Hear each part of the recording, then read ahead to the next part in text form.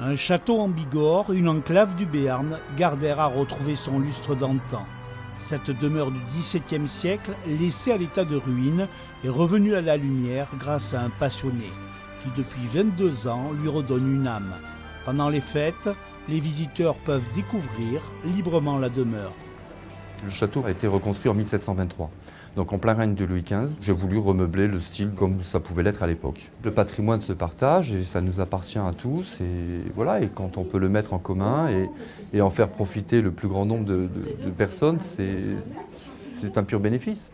La famille Dedé, les Baquet, Gardère a connu plusieurs propriétaires, une baronnie qui s'étendait jusqu'à la plaine du Zin. Aujourd'hui, après les travaux, chaque salon du château a retrouvé son style Louis XV, des pièces illuminées pour les fêtes qui charment le visiteur. Très sympa, les lumières très jolies à l'extérieur, l'intérieur sympa aussi à voir. Oui, c'est pas comment de visiter les châteaux, donc c'est agréable. Mon épouse l'a visité hier et m'a dit il faut venir le voir parce que vraiment il est mis en valeur grâce à des personnes qui se sont vraiment investies pour sauver notre patrimoine. On apprécie toujours de venir ici, toujours un très beau travail.